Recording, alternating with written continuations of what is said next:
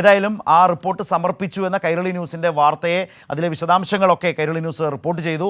ആ പ്രാഥമിക റിപ്പോർട്ട് സമർപ്പിച്ചു എന്ന് ഇപ്പോൾ ഉപസമിതിയുടെ നേതൃത്വം വഹിക്കുന്ന തിരുവഞ്ചൂർ രാധാകൃഷ്ണൻ തന്നെ പറയുകയുണ്ടായി. റിപ്പോർട്ടിലെ വിശദാംശങ്ങൾ പറയാൻ ആഗ്രഹിക്കുന്നില്ല എന്നാണ് പറഞ്ഞത്. അതിലെ വിശദാംശങ്ങളാണ് കൈരളി ന്യൂസ് പ്രേക്ഷകരുമായി പങ്കുവച്ചത്. കെ സുധാകരൻ്റെ രാജ്യഭീഷണിയിൽ പ്രതികരിക്കാനില്ല എന്നും തിരുവഞ്ചൂർ പറയുകയുണ്ടായി. ഞാൻ ആ റിപ്പോർട്ടിൻ്റെ വിശദാംശങ്ങളിലേക്ക് പോകുന്ന പ്രശ്നമില്ല. ഒരു കാര്യമുണ്ട്, റിപ്പോർട്ട് സമർപ്പിച്ചു, അത് 3-4 ദിവസം മുമ്പേ കൊടുത്തതുമാണ്. ഏതായാലും അതിനെ നയിക്കുന്ന ഉപസമിതിയെ നയിക്കുന്നയാളെന്നുള്ള നിലയിൽ തിരുവഞ്ചൂർ അതേക്കുറിച്ച് പറയാൻ സന്നദ്ധനല്ല എന്നാണ് പറഞ്ഞത്. ആ റിപ്പോർട്ടിൻ്റെ വിശദാംശങ്ങൾ ഉള്ളടക്കം അതേതൊക്കെ നിലയിൽ പ്രതികൾക്ക് സഹായകരമാണ് എന്നുള്ളതൊക്കെ അതിൻ്റെ ഉള്ളടക്കത്തിലുണ്ട്. അക്കാര്യങ്ങൾ കൈരളി ന്യൂസ് പ്രേക്ഷകർക്ക് മുമ്പാകെ പങ്കുവെക്കുകയും എത്തിക്കുകയും ചെയ്തിട്ടുണ്ട്. ഇപ്പോൾ വിശദാംശങ്ങളുമായി കോട്ടയത്ത് നിന്ന് സനോജ് ചേരുകയാണ്. സനോജ്, വളരെ ചുരുക്കം വാക്കുകളിൽ അധികം ഇതേക്കുറിച്ച് പറയാതെ ദിവസങ്ങൾക്ക് മുമ്പ് തന്നെ ഈ റിപ്പോർട്ട് നൽകി എന്നൊരു കാര്യം മാത്രമാണ് തിരുവഞ്ചൂർ പറഞ്ഞത്. നമ്മളാകട്ടെ ആ റിപ്പോർട്ടിൻ്റെ ഉള്ളടക്കം വിശദാംശങ്ങൾ റിപ്പോർട്ട് ചെയ്യുകയും ചെയ്തു, ബ്രേക്ക് ചെയ്യുകയും ചെയ്തിട്ടുണ്ട്. ബ്രേക്കിംഗ് ന്യൂസായി നമ്മൾ നൽകുകയും ചെയ്തു കഴിഞ്ഞിട്ടുണ്ട്. സനോജ്,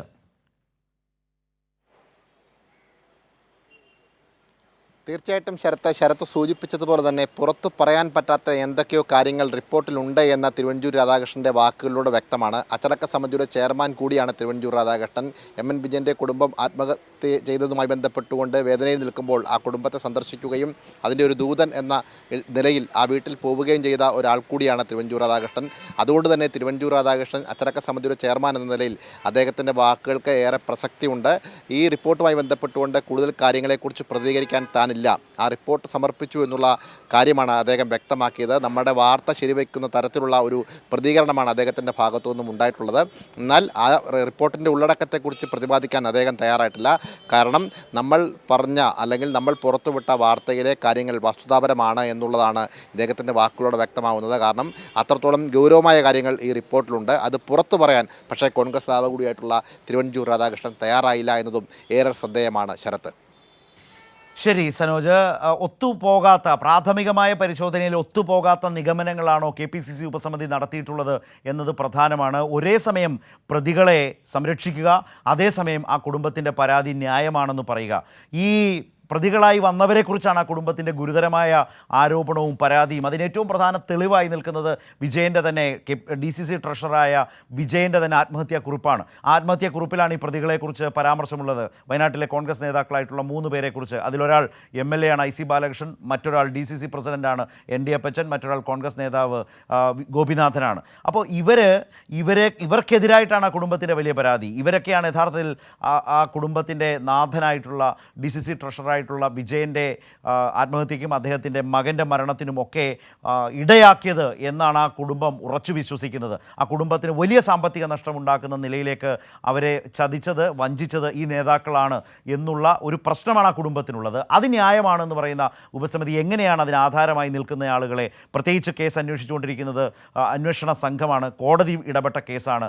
ആ കേസ് അന്വേഷണം മുന്നോട്ട് പോകുന്ന ഒരു ഘട്ടത്തിൽ ഈ പ്രതികളായി നിൽക്കുന്ന കോൺഗ്രസ് നേതാക്കളെ എങ്ങനെയാണ് പൂശുന്നത് എന്നുള്ള ഒരു വലിയ പ്രശ്നമുണ്ട്. കോൺഗ്രസ് ഈ വിഷയത്തിൽ ഇപ്പോൾ പ്രതിസ്ഥാനത്ത് നിൽക്കുന്നവർക്കെതിരെ രാഷ്ട്രീയമായി സംഘടനാപരമായി നടപടി സ്വീകരിക്കുമോ എന്ന പ്രധാനപ്പെട്ട ചോദ്യമുണ്ട്.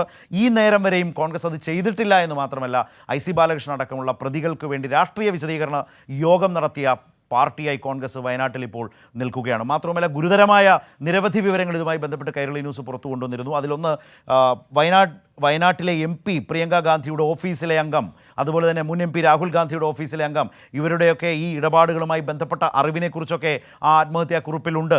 അതുമായി ബന്ധപ്പെട്ട് വിജിലൻസ് അവരുടെ മൊഴിയെടുത്തിരിക്കുന്നു. അപ്പോൾ ഇങ്ങനെയൊക്കെയുള്ള ആളുകളെയാണോ വളരെ പ്രധാനപ്പെട്ട ഈ ദേശീയ നേതാക്കളുടെ ഓഫീസുകൾ കൈകാര്യം ചെയ്യാൻ കോൺഗ്രസ് നേതൃത്വം ഏൽപ്പിച്ചിരിക്കുന്നത് എന്ന പ്രധാനപ്പെട്ട രാഷ്ട്രീയ ചോദ്യം എല്ലാവരിൽ നിന്ന് ഉയരുന്നുണ്ട്. നമ്മുടെ ഈ ചർച്ചകളിലൊക്കെ, നമ്മുടെ ഈ ചീർച്ചയിലൊക്കെ ഈ ചർച്ചയിലൊക്കെ നിരവധി നേതാക്കൾ ചോദിച്ചു, ദേശീയ നേതാക്കളുടെ ഓഫീസുകൾ കൈകാര്യം ചെയ്യാൻ ഇത്തരത്തിലേക്കൊക്കെയുള്ള ആളുകളെയാണോ കേരളത്തിലെ കോൺഗ്രസ് നേതൃത്വം ഏൽപ്പിച്ചിരിക്കുന്നത് എന്ന ചോദ്യമടക്കം ഉയരുന്ന പശ്ചാത്തലത്തിലാണ് പ്രതികളെ സംരക്ഷിക്കുന്ന ഒരു KPCC ഉപസമിതി റിപ്പോർട്ട് വന്നിരിക്കുന്നത് എന്നതുകൂടിയാണ്.